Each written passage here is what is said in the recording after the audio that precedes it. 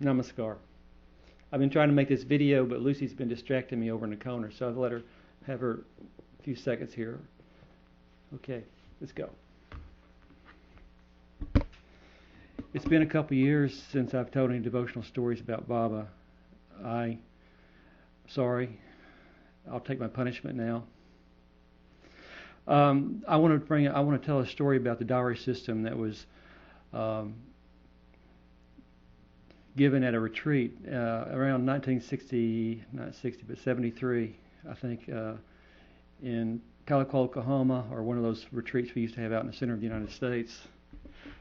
It's about the dowry system, and that's why I want to talk about it now. The dowry system in India apparently is one of the core reasons that we see this 50 million females missing from the Indian population. It's an astounding number. And I've become more and more aware of the problem there over the past year, working with some people that I know in India, particularly Rita in Calcutta. I have been aware of the dowry system being something that Baba didn't like since that retreat, but it hasn't really come, into my mind as being such a serious problem, and really until the last couple of weeks, because I was trying to understand this genocide in India, and I know it's complicated, but dowry is the big factor. So anyway, let me tell you about this. We were having a Dharma Chakra, and someone spoke. It may have been Dada Nanda, I don't remember. But the story he told was something that happened when Baba was addressing a large congregation of people in India in, I guess, the 1960s.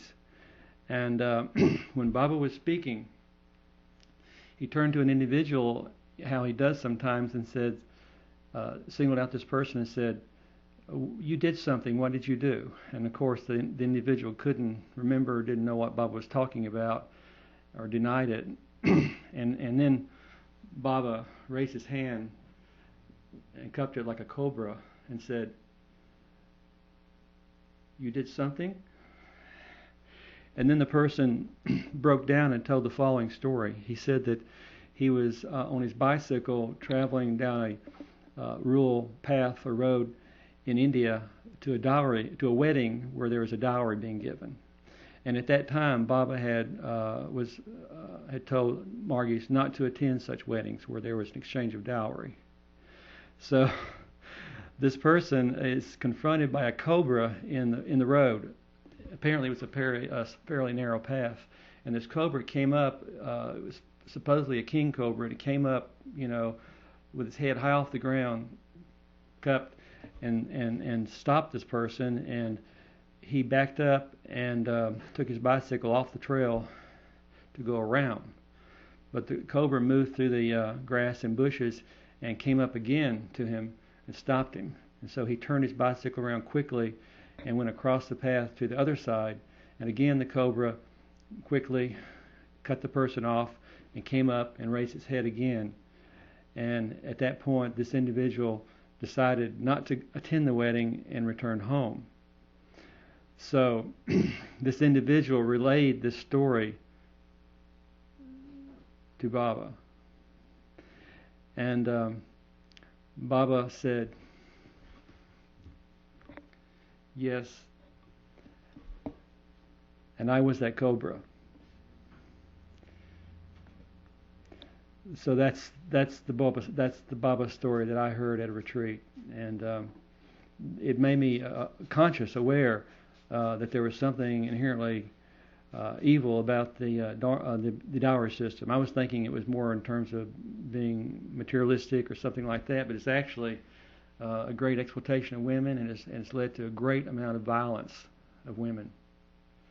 And the violence is unbelievable. Particularly, well,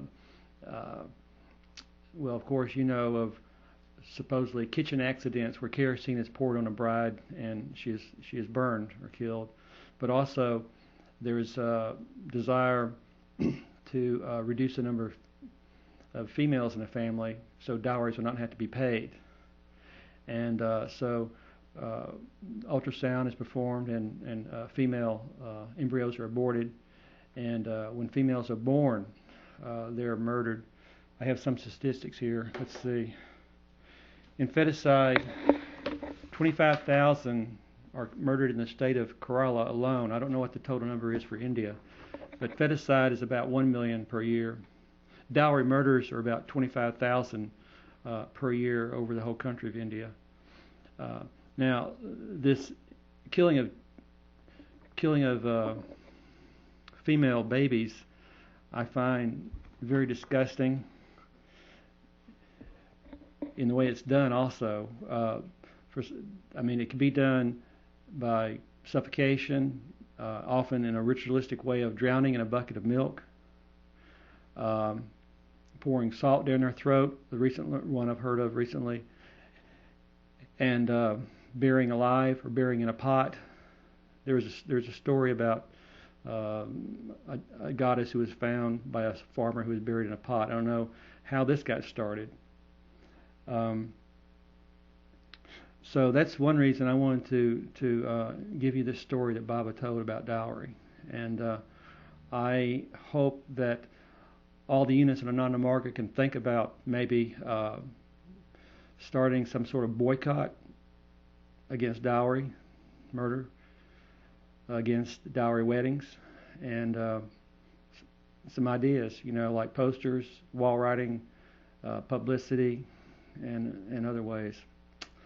So I hope you enjoyed the story about Baba. It was inspiring to me when I heard it, and I wanted to share it with you. Namaskar.